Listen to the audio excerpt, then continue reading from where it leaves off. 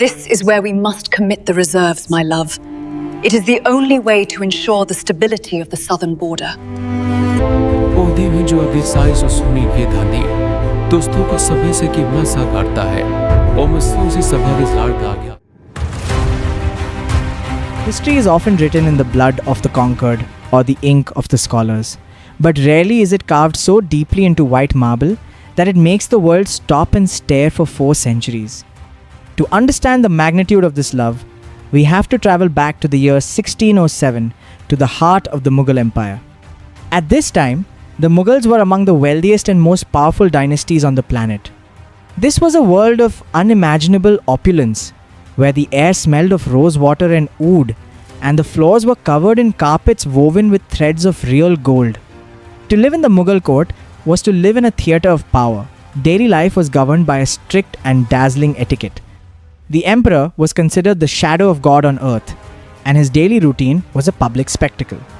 It began at dawn with the Jharokha Darshan, where the emperor would appear on a balcony to the cheering crowds below, proving he was alive and well. This was followed by the Diwani Aam, the hall of public audience, where the common people could bring their petitions directly to the king. Imagine a hall supported by dozens of red sandstone pillars, where the emperor sat on a throne encrusted with rubies and emeralds, surrounded by fans made of peacock feathers. But behind the public ceremonies lay the private world of the Zenana, the women's quarters. This wasn't just a place of rest, it was a powerhouse of intellect and commerce. The noble ladies of the court, led by Mumtaz Mahal, were highly educated. They wrote poetry, designed gardens, and managed vast estates. The daily life of Mumtaz Mahal involved overseeing the education of her daughters, discussing imperial policy with her husband, and patronizing the arts. She was known for her charity, providing dowries for orphan girls, and building shelters for the poor. The food in the court was a masterpiece of fusion, blending Persian spices with Indian ingredients. Banquets featured hundreds of dishes, saffron-infused biryanis, meats slow-cooked in yogurt and almonds, and desserts cooled with ice brought down from the Himalayan mountains by fast runners. In this atmosphere of luxury, the bond between Shah Jahan and Mumtaz Mahal grew. Unlike other emperors who spent their nights with various concubines, Shah Jahan was famously devoted to Mumtaz. They were the center of each other's universe, a partnership that balanced the heavy burden of ruling an empire with a genuine, tender friendship. However, beneath this golden surface, a storm was brewing.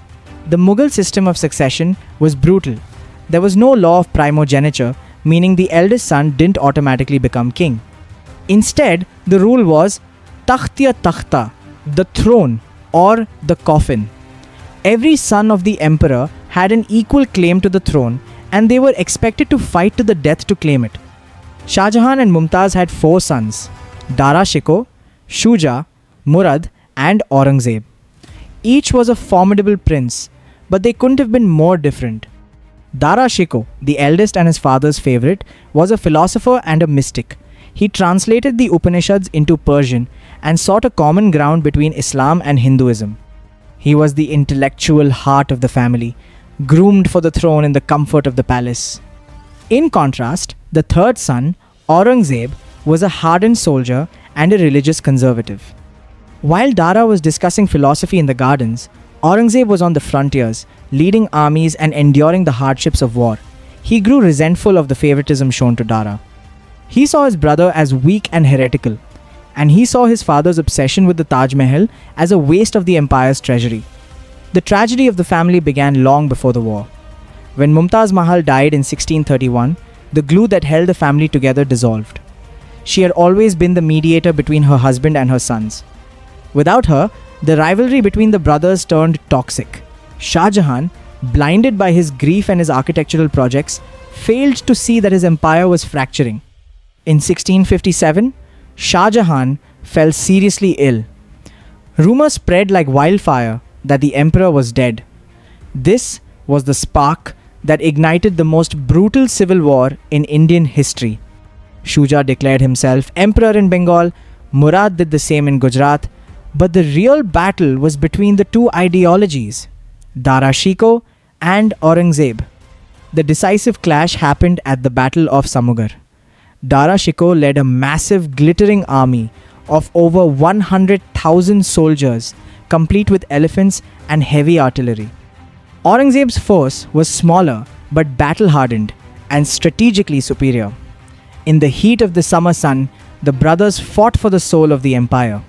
Dara, riding high on an elephant, became a target. When he was forced to dismount, his troops thought he had fallen and fled in panic. Aurangzeb emerged victorious. The aftermath was cold and calculated. Aurangzeb didn't just defeat his brothers, he eliminated them. Murad was executed under the guise of a legal dispute. Shuja disappeared into the jungles of Arakan, never to be seen again, but the cruelest fate was reserved for Dara Shikoh. He was captured, paraded through the streets of Delhi in rags, and eventually executed. Legend says Aurangzeb sent Dara's head to their father, Shah Jahan, in a box while the old king was sitting down to dinner. Shah Jahan, having recovered from his illness, found himself a king without an army and a father without sons. Aurangzeb took the throne and declared his father unfit to rule.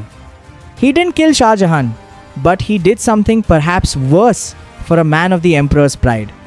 He imprisoned him in the Musamman Burj, an octagonal tower within the Agra fort. For the final 8 years of his life, the king of the world was a prisoner. His only luxury was a view. From his marble balcony, he could look across the curve of the Yamuna river at the white dome of the Taj Mahal. He watched the seasons change the color of the marble, from the soft pink of dawn to the dazzling white of noon and the golden glow of sunset. He was cared for by his eldest daughter Jahanara, who remained loyal to him until the end. The man who had once commanded the wealth of the world was now reduced to staring at a tomb. He had built the Taj Mahal to be a symbol of his power and his love, but in his final years, it became his only connection to the woman he had lost decades earlier. When Shah Jahan finally passed away in January 1666, Aurangzeb denied him a state funeral. The man who built the most magnificent building on earth was carried to his resting place by 2 servants and a few local clerics. He was laid to rest next to Mumtaz Mahal. It is the only part of the Taj Mahal that is not perfectly symmetrical, as his cenotaph sits slightly to the side of hers. Some say this was a final act of humility, while others see it as the ultimate reunion, the king finally returning to the side of his exalted one. Today, the Taj Mahal stands as more than just a tomb. It is a monument to the complexity of the human heart. It represents the height of artistic achievement and the depth of family tragedy. It tells us that love can inspire the greatest beauty, but power, if left unchecked, can destroy everything it touches. As you look at the white silhouette of the Taj against the sunset, remember that it wasn't just built by an emperor. It was built by a man who lost his best friend and decided that the world was too small to contain his sorrow. It is a story of a love that was strong enough to build a wonder of the world, and a rivalry that was bitter enough to tear an empire apart.